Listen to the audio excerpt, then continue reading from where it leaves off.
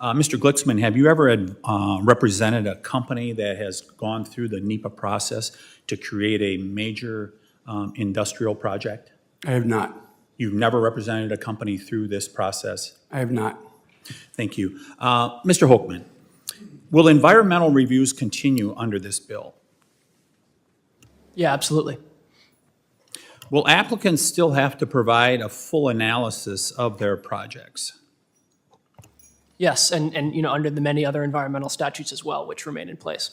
What's the longest review you've ever seen of a project that has gone through, for example, an EIS? What are some of the times you?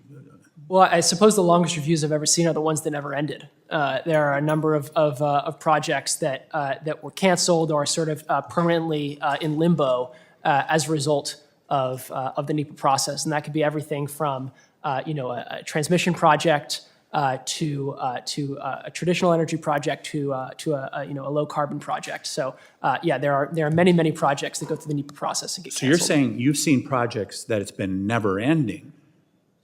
That's correct. Not uncommon for 10 years? Not uncommon. It's definitely happened many times. How many projects do you think are out there that are an idea that someone has, where this serves as a deterrent from someone even bothering to go through the process? Yeah, we actually have a term for this. We call it the dark matter of NEPA, where it's basically all of the projects that never even get off the ground. You call it what? The dark matter of NEPA. The dark matter. And I'll give you one classic example of this. It's that the vast majority of potential for geothermal and solar, for geothermal are on federal land, and a great deal of potential for solar is also on federal land. And yet the vast majority of projects that are actually built are not on federal land because they're built to avoid the federal nexus and thus the NEPA process, right?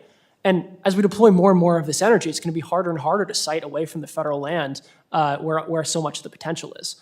So it's a huge issue. Mr. Harrell, does China have a NEPA analysis like we have in the United States? They do not. Do they use a NEPA analysis with their Belt and Road projects that they've been doing around the world? They do not.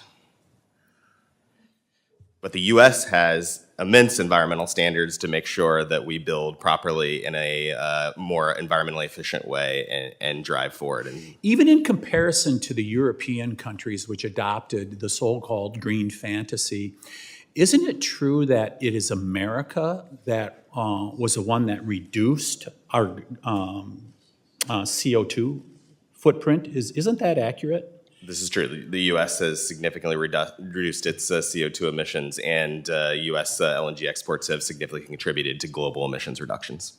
And in the meantime, some of those that were hectoring us about that, they really haven't reduced their footprint, have they? I think we need to see U.S. leadership to drive new technology forward, invest here, build faster here, and then the U.S. should be exporting that technology abroad. That's the recipe to reduce global emissions and meet our global energy needs.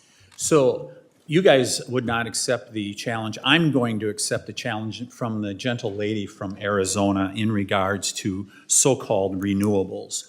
The one that kills endangered species on a regular basis, the one that blights bucolic valleys, hills and valleys in Wisconsin. I grew up in a place that's legendary. It's called the Driftless. People speak of it in almost ecumenical terms. I grew up there on a dairy farm, and you're seeing thousands of acres that are being transformed now with wind and solar panels on them, as this enormous amount of money is pumped out from the federal taxpayer to be able to build these. $1,000 an acre they're paying farmers who typically would have to pay $200 an acre for their rent. And it's distorting not just rural America and serving as a blight, but it's also driving up electricity prices.